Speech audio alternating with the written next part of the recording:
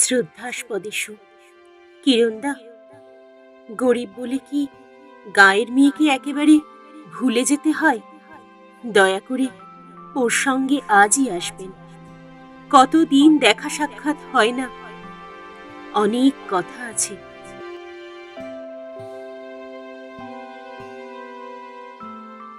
নমস্কার শ্রোতা বন্ধুরা, আশা করি সবাই ভালো আছেন। আজ আপনাদের জন্য নিয়ে এলাম সাহিত্যিক নরেন্দ্রনাথ মিত্রের লেখা এক মধ্যবিত্ত শ্রেণীর মানুষের নিজস্ব মান সম্ভ্রম রক্ষার লড়াইয়ের গল্প। গল্পটি স্কিপ না করে একেবারে শেষ পর্যন্ত মন দিয়ে শুনুন, আর ভালো লাগলে তা ছড়িয়ে দিন আপনার পরিচিতদের মধ্যে। তাহলে শোনা যাক আমাদের আজকের গল্প সম্ভ্রম। লিখেছেন সাহিত্যিক নরেন্দ্রনাথ মিত্র।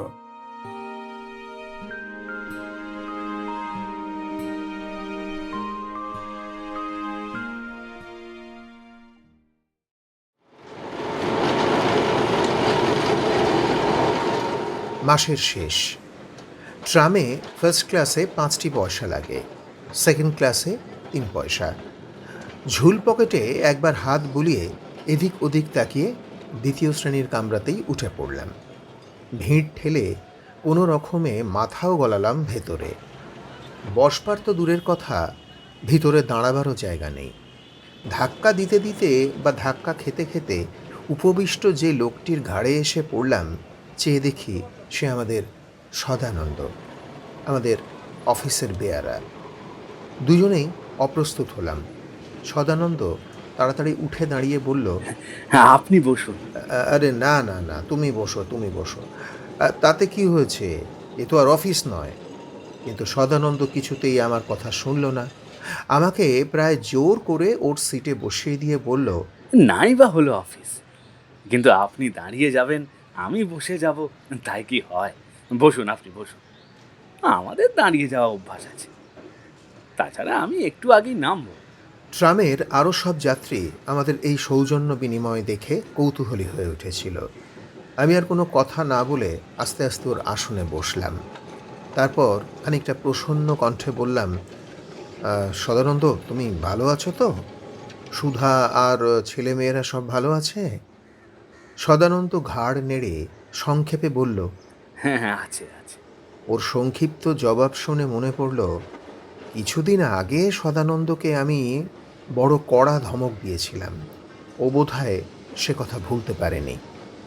অমন কাটা কাটা কথা বলা সেদিন আমার উচিত হয়নি।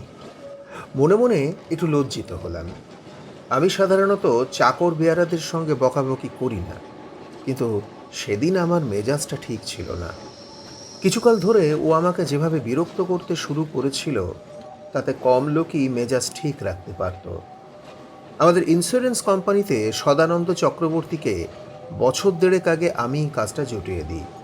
তখন কি জানি এই সৎ কাজের ফল হাতে হাতে পাবো, হাড়ে হাড়ে ভোগ করব। সদানন্দ আমাদের পাশের গাঁয়ের লোক, পড়তো আমাদেরই গ্রামের হাই স্কুলে।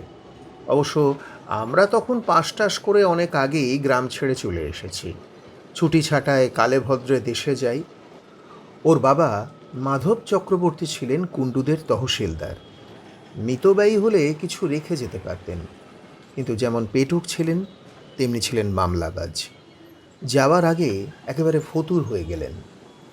বহুকাল দেখা সাক্ষাৎ না হওয়ায় সদানন্দের কথা একেবারে ভুলেই গিয়েছিলাম। তাই 1.5 বছর আগে ও যখন খুঁজে খুঁজে আমাদের অফিসে এসে দেখা করল, তখন আমি ওকে প্রথমে চিনতেই পারিনি। ওর আত্মপরিচয় আর পিতৃপরিচয় শোনার পরে একটু লজ্জিত হয়ে বললাম, ও, তুমি? চেহারা তো দেখছি খুব খারাপ হয়ে গিয়েছে। শক্ত কিছু অসুখ বিসুখ করেছিল নাকি ভাই? 26 বছরের জোয়ান, কিন্তু দেহে যেন কোনো যৌবনের চিহ্ন নেই।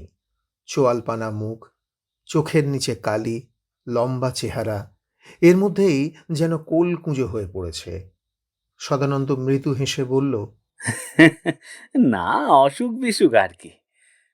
বছর খানেক ধরে চাকরি বাকরি নেই, নানা ধান্দায়। সহানুভূতি স্বরে বললাম, ও আচ্ছা আচ্ছা। সামনের চেয়ারটাতে সদানন্দকে বসতে দিলাম। বেয়ারা মধুকে ডেকে এক কাপ চা দিতে বললাম, কিন্তু বেকার যুবক শুধু চা পেয়ে খুশি হলো না, আরও কিছু চাইল। দু চার কথার পরেই সদানন্দ বলল, ছেলে পুলে নিয়ে একেবারে মারা গেলাম কিরণদা। আপনাদের অফিসে কিছু একটা ব্যবস্থা করে দিন। আছে নাকি কিছু খালি? আমি বললাম, খেয়ে পেয়েছো সদানন্দ? এই অফিসে একটা মাছি পর্যন্ত 6 মাসের মধ্যে ঢোকেনি, কেরানি তো দূরের কথা। সদানন্দের ম্লান মুখের দিকে তাকিয়ে মনে কেমন একটা মমতা হলো। বললাম, আচ্ছা ঠিক আছে, অন্য অফিসে বরং চেষ্টা করে দেখব, বলে রাখবো বন্ধুদের। আচ্ছা, তুমি পড়াশুনো যেন কোন অবধি করেছিলে? সদানন্দ বলল, ম্যাট্রিক পাস করেছিলাম, তারপরেই বাবা মারা গেলেন। সংসারের সব চাপ এসে ঘাড়ে পড়ল। মনে মনে আমি আরও হতাশ হলাম। এস্টাবলিশ ডিপার্টমেন্টে চাকরি প্রার্থী বহু বিএ এমএ গাদাখানেক দরখাস্ত পড়ে আছে। এক্ষেত্রে একজন ম্যাট্রিকুলেটের জন্য আমি কী বা সুপারিশ করতে পারি? অবশ্য মুরব্বির জোর থাকলে হয়, কিন্তু সে জোর আমার অন্তত নেই। তবু মুখে বল ভরসা না দিলে চলে না। তাই সদানন্দকে আশ্বাস দিয়ে বললাম, আচ্ছা ঠিক আছে সদানন্দ, তোমার ঠিকানা তুমি রেখে যাও, চেষ্টা চরিত্র করে দেখা যাবে। আরে বাবা, ঘাবড়িও না, ঘাবড়ানোর কি আছে বলো তো? সদানন্দের ঠিকানা আমি আমার পকেট ডায়েরিতে লিখে নিলাম। বেলেঘাটার তালপুকুর লেন। যাবার আগে সদানন্দ বলল, হ্যাঁ, আসবেন কিন্তু। ও আপনাকে বিশেষ করে যেতে বলেছে। আমি বললাম, "ও, ওকে?" সদানন্দ একটু লজ্জিত হয়ে বলল, সুধা, আপনাদের গাঁয়েরই তো মেয়ে। হ্যাঁ হ্যাঁ হ্যাঁ, ঠিক ঠিক, অনেক দিন দেখা সাক্ষাৎ নেই, আজকাল খুব গিন্নিবান্নি হয়েছে তাই না? ওকে বলো একদিন আমি অবশ্যই যাব। কবে যাবেন? আমি দিন তারিখ ঠিক না করে অনির্দিষ্টভাবে বললাম, ঠিক আছে, সুবিধা মতো সময় করে একদিন যাবক্ষণ। সদানন্দ সেদিনের মতো চলে গেল, কিন্তু দুদিন বাদে ফের এসে হাজির। বলল, কই গেলেন না তো? আহা, অত তাড়াতাড়ি কি আর যাওয়া যায়? সময় করে উঠতে পারিনি। সদানন্দ পকেট থেকে এক টুকরো কাগজ বের করল, বলল, সুধা লিখেছে? মেয়েলি হাতের অক্ষরগুলির ওপর একবার চোখ বুলিয়ে নিলাম। লেখা আছে, শ্রদ্ধাস্পদেশু। কিরণদা, গরিব বলে কি গায়ের মেয়েকে একেবারে ভুলে যেতে হয়? দয়া করে ওর সঙ্গে আজই আসবেন। কতদিন দেখা সাক্ষাৎ হয় না, অনেক কথা আছে। ইতি বিনীতা সুধা।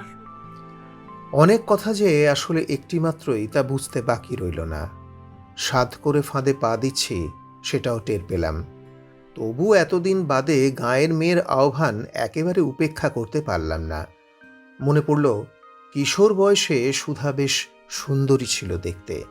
সেবার ছুটিতে বাড়ি গেলে ও খোঁজ নিতে এসেছিল। কই দেখি, কি নতুন গল্পের বই আনলেন দেখি। খান কয়েক বাংলা উপন্যাস ওর দিকে এগিয়ে দিয়ে বলেছিলাম, দেখো না, সবই তো নতুন। সুধা হেসে বলেছিল, নতুন না আরো কিছু, কত বই তো পড়লাম, কেবল মলারটাই নতুন, ভেতরে সব পুরনো গল্প। বলেছিলাম, হ্যাঁ তা ঠিক, নতুন গল্প কেবল তোমাকে নিয়েই লেখা হবে। ধুর, কি যে বলেন। বলে সুধা চোখ নামিয়েছিল। ষোড়শীতন্নির সেই আনত ভঙ্গি আজও আমার চোখে লেগে রয়েছে।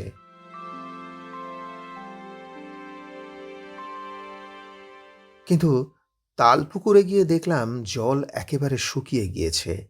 এই 5-6 বছরে সদানন্দের চেয়েও চেহারা খারাপ হয়েছে সুধার। দেখলে চেনা যায় না। রোগা লিকলিকে দেহ, গায়ের রং ফ্যাকাশে, কাঠিসার দুটি ছেলে মেয়ে। আমি বললাম, আহ, শরীর এত খারাপ হয়ে গেছে যে? বলে নিজেই অপ্রস্তুত হলাম। এর চেয়ে ভালো থাকবার কথা অন্তত সুধা সদানন্দের নয়। জীর্ণ পুরনো বাড়ির একতলা একখানা ঘরে ওরা সংসার পেতেছে। পশ্চিম দিকে একটি জানলা আছে, কিন্তু গা ঘেঁষে আর একটা তেতলা বাড়ি ওঠায় আলো হওয়ার কোনো পথ নেই। রাত্রির অন্ধকারে ছোট একটি হ্যারিকেন ভরসা। চিমনিতে কাঁচের চেয়ে চুন আর কাগজের অংশই বেশি। তবু বাক্স থেকে কুমারী বয়সের হাতে বোনা আসন বের করে আনলো সুধা। হালুয়া করল, চা করল। পাতের কাছে বসে 6 বছরের গার্হস্থ্য জীবনের ইতিহাস কয়েক মিনিটের মধ্যেই শুনিয়ে দিল। বিয়ের পরেই পাকিস্তান, কলকাতায় এসে ট্যাংরা অঞ্চলে বাপের সঙ্গে একান্নে ছিল। মা মারা যাবার পর তার ওপরই পড়েছিল সংসারের ভার। কিন্তু দাদা বিয়ে করার পর সেখানে আর ঠাঁই হলো না। মাস কয়েকের মধ্যেই খিটিমিটি শুরু হয়ে গেল। কারণ সদানন্দের রোজগার কম, খরচ বেশি। শেষ পর্যন্ত আর টিকতে না পেরে সুধা আলাদা বাসা করেছে। কিন্তু সদানন্দ কি তার মান সম্মান রাখতে দেবে? কম্পাউন্ডারি থেকে মাস্টারি না করেছে হেন কাজ নেই, কিন্তু হাঁড়িতে তার আর কালি পড়ল না। অবশ্য দোষ কেবল সদানন্দেরই নয়। বিনা মাইনে আধা মাইনে লোকে আর কতকাল খাটতে পারে? চায়ের পর ছোট একটি পানের খিলি হাতে দিয়ে সুধা বলল, সবই তো দেখে শুনে গেলেন, এবার আপনি ভরসা। ধরবার মতো তো আমাদের জানাশোনা আর কেউ নেই কিরণদা। চোখ দুটো ছলছল করে উঠল সুধার। গলাটাও যেন একটু ভিজে ভিজে মনে হলো।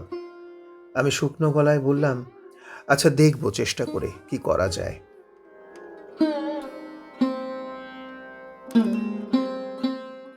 তারপর থেকে প্রায় রোজই যেতে লাগলো সদানন্দ। তাগিদে তাগিদে আমাকে একবারে অতিষ্ঠ করে তুলল। 2 মাসের মধ্যেই কিছুই করে উঠতে পারলাম না। সদানন্দ একদিন এসে মরিয়া হয়ে বলল, হ্যাঁ, একটা বেয়ারাগিরি অন্তত আমাকে দিন। আমি বললাম, কি বলছো সদানন্দ? শেষ পর্যন্ত বেয়ারাগিরি? সেটা কি ভালো হবে? সদানন্দ বলল, খুব ভালো হবে কিরণদা, না খেয়ে মরার চেয়ে বেয়ারাগিরি ঢের ভালো। ওর অনুরোধে শেষ পর্যন্ত আমি একটা বেয়ারার কাজই ওকে ঠিক করে দিলাম। ভাতা টাতা নিয়ে টাকা 50 হবে। একেবারে বেকার থাকার চেয়ে মন্দ কি? সদানন্দ বলল, আপনার বোনকে যেন কথাটা বলবেন না, শুনলে বড় দুঃখ পাবে। আমি বললাম, না না, আমি কেন বলতে যাব? তুমি না বললেই হলো। যতদূর সুব্যবস্থা করা সম্ভব সবই করলাম। আমি যে রুমে বসে কাজ করি সে রুমে সদানন্দকে রাখলাম না।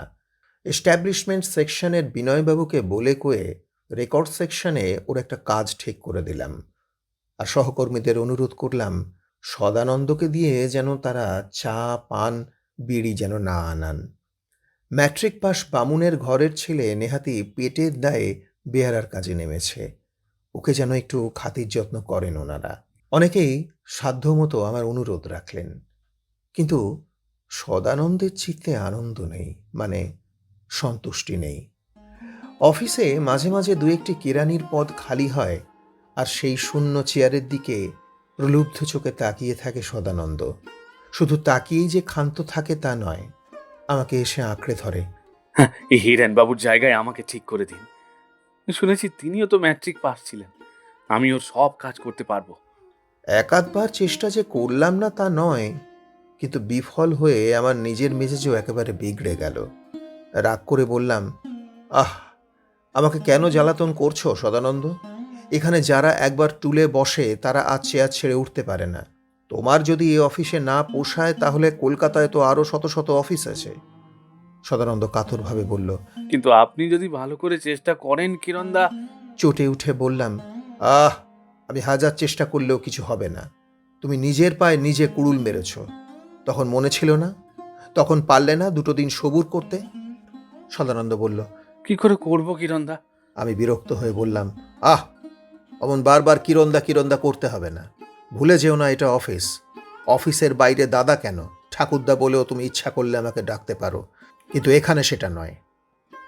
সদানন্দ এক মুহূর্ত স্থির দৃষ্টিতে আমার দিকে তাকিয়ে আস্তে আস্তে বলেছিল, হ্যাঁ, আর আমার ভুল হবে না কিরণ বাবু। তারপর থেকে পারতপক্ষে সদানন্দ আমার মুখোমুখি হয়নি। চাকরির উন্নতির জন্য অনুরোধও করেনি। সুধার টুকরো চিঠিও একেবারে বন্ধ হয়ে গিয়েছে। বেয়ারাগিরির কথা স্ত্রীর কাছে প্রথম প্রথম সদানন্দ খুলে না বললেও মাইনের পরিমাণ দেখে সুধার বুঝতে দেরি হয়নি। কিছুদিন চুপচাপ থেকে সুধা ফের আমাকে ছোট ছোট চিঠি লিখতে শুরু করেছিল। আমি তাদের জন্য যা করেছি তাতে সুধার কৃতজ্ঞতার সীমা নেই। কিন্তু আরেকটু কষ্ট করে শিক্ষিত ভদ্রলোকের কাজ যেন আমি সদানন্দকে জুটিয়ে দিই। আরেকটি অনুরোধ, সুধার বাপ ভাই কি অন্য কোনো পাড়াপড়শির সঙ্গে যদি আমার দেখা হয়, তাহলে আমি যেন বলি আমাদের অফিসে ছোটখাটো কেরানির কাজই সদানন্দ করছে। নইলে কারো কাছে সুধার মুখ থাকবে না। আর সময় পেলে দয়া করে যেন সুধাদের ওখানে আমি একবার যাই। আমার সঙ্গে তার অনেক কথা আছে। আমি দ্বিতীয়বার আর ফাঁদে পা দিইনি। লিখে সুধার কোনো চিঠিরও জবাব দিইনি। সদানন্দকে ডেকে মুখে বলে দিয়েছি, শোনো, সুধাকে বলো আমার কাছ থেকে কোনো কথা ফাঁস হবে না। আমি এখন ভারী ব্যস্ত, যাবার কোনো সময় নেই। পরে একটা সময় দেখা সাক্ষাৎ করা যাবে, বুঝলে? তারপরেও সুধা বিরক্ত করতে ছাড়েনি। মাঝে মাঝে আগের মতোই টুকরো চিঠি ছাড়ত, লিখত, শুধু মান সম্মানের কথাই তো নয়, খাওয়া পড়ার কথাও তো আছে। 50 টাকায় 4-4টি মানুষের আজকালকার দিনে কি বা হয়? খাবই বা কি আর পড়বই বা কি? সে কথাটা একটু বিবেচনা করে দেখবেন কিরণদা। আমি বিবেচনা করে কি করতে পারি তা সুধাকে বোঝাই কেমন করে। কিন্তু সদানন্দের সঙ্গে আমার সেই কথান্তর হওয়ার পর আর বেশি বোঝাবুঝির দরকার হলো না। সদানন্দ মুখ বুজে রইল। সুধাও সব বুঝে কলম বন্ধ করল।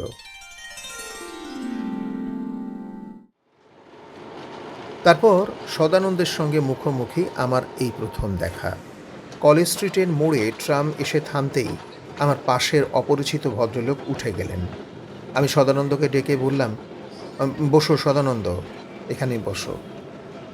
সদানন্দ ইতস্তত করছে দেখে আমি ওকে প্রায় ধমকের সুরে বললাম, আহ, কথা শোনো না কেন সদানন্দ? আমি কি তোমার কোনো উপকার করিনি?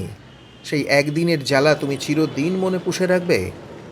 সদানন্দ লজ্জিত হয়ে বলল, না না, সেজন্যে নয়। তারপর শান্তভাবে আমার পাশে এসে বসল। আমি দ্বিতীয়বার কুশল প্রশ্ন করায় সদানন্দ বলল, তারা ভালোই আছে।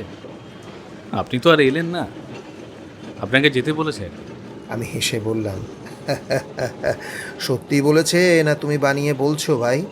ওই, আজকাল তো সুধা আমাকে চিঠি দিয়ে নিমন্ত্রণ করে না। সময় পায় না আজকাল। বললাম, ও আচ্ছা, ঘর কন্যা নিয়ে বুঝি খুব ব্যস্ত? হুম। শিয়ালদার মোড়ে এসে সদানন্দ উঠে পড়ল। আমি বললাম, বেশ, তাহলে চলো আমিও নামি। আমারও একটু কাজ আছে এদিকে, বৈঠকখানা বাজারটায় একবার ঘুরে যাব।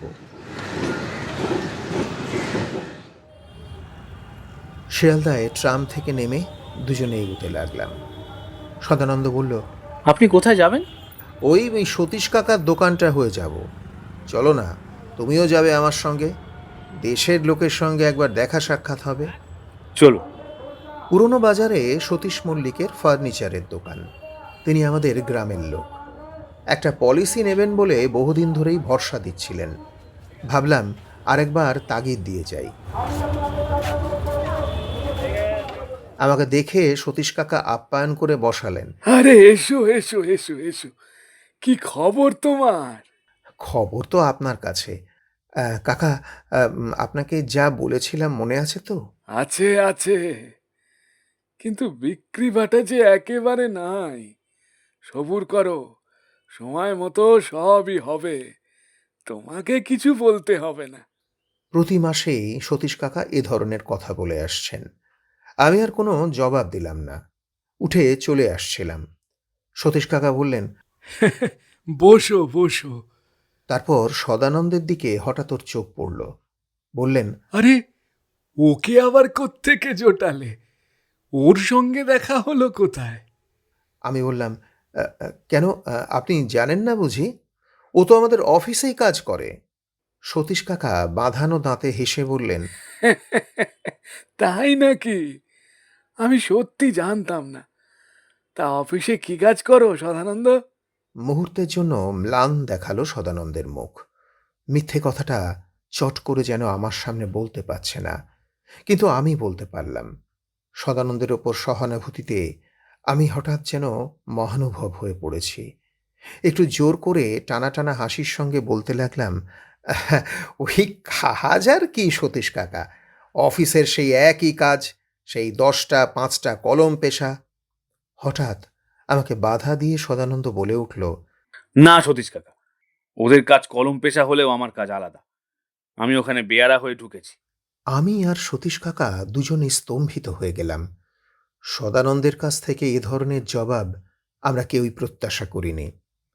সতীশ কাকা একটু বাদে ফের হাসলেন। তা বেশ, তা বেশ।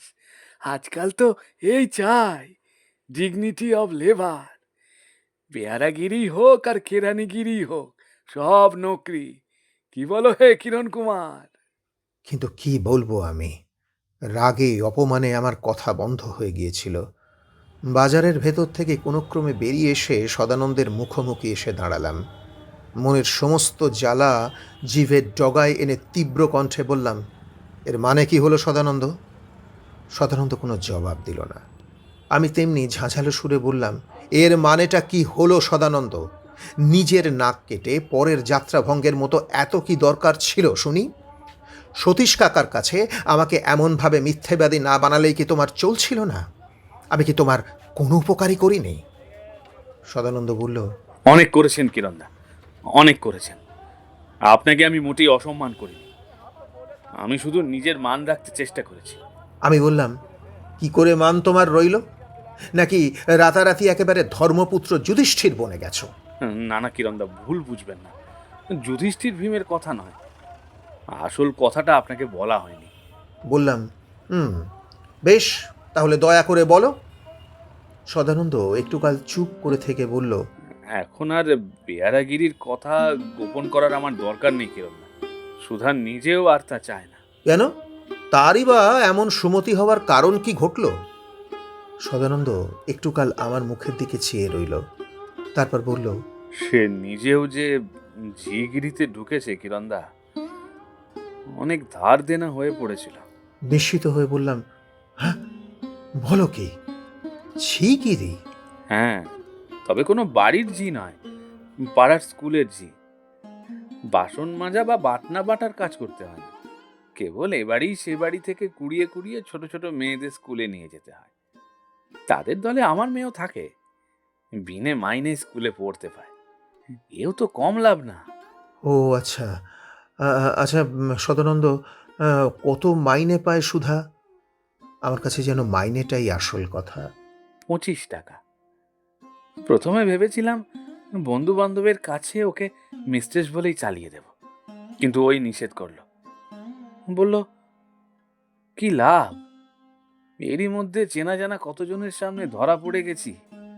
রাস্তার মোড়ে এসে বেলেঘাটার বাসে ওঠার আগে সদানন্দ তার কথা শেষ করল। বলল, পুরনো মাল কিনতে সতীশ কাকা আমাদের ওদিকেও যাতায়াত করেন।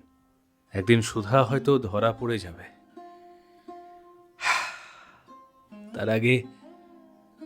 তার আগে নিজেই ধরা দিলাম কিরণদা।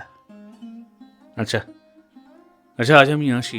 ভালো থাকবেন কিরণদা। মোড়ে বাসটা দাঁড়িয়ে আছে দেখে সদানন্দ তাড়াতাড়ি তাতে উঠে পড়ল। আমি বিমূঢ় হয়ে সেই যাত্রী বোঝায় চলন্ত বাসটার দিকে তাকিয়ে রইলাম।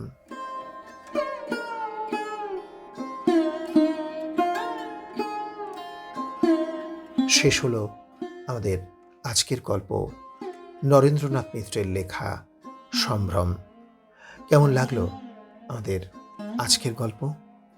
যদি ভালো লেগে থাকে তাহলে গল্পটিকে একটি লাইক ও অন্যদের সঙ্গে শেয়ার করে আমাদের পাশে থাকবেন। আর যারা এখনও পর্যন্ত চ্যানেলটিকে সাবস্ক্রাইব করে উঠতে পারেননি, তারা সাবস্ক্রাইব করে আমাদের পাশে থাকবেন। আপনাদের করা সাবস্ক্রিপশন একটি ছোট চ্যানেলকে এগিয়ে নিয়ে যেতে অনেকটাই সাহায্য করবে। তাহলে আজকের মতো আমি প্রবীর বিদায় নিচ্ছি আপনাদের থেকে। ও হ্যাঁ, আজকে গল্প পাঠে আমার সঙ্গে ছিলেন সুধাময়ের চরিত্রে, সদানন্দের চরিত্রে অতনু চক্রবর্তী, সুধার চরিত্রে ঝিনুক চ্যাটার্জি ও গল্পের কথক ও কিরণের চরিত্রে আমি প্রবীর। তাহলে আজ আমি প্রবীর আপনাদের কাছ থেকে বিদায় নিচ্ছি। খুব তাড়াতাড়ি ফিরছি আরেকটি নতুন গল্প নিয়ে। সবাই ভালো থাকবেন, আনন্দে থাকবেন। নমস্কার।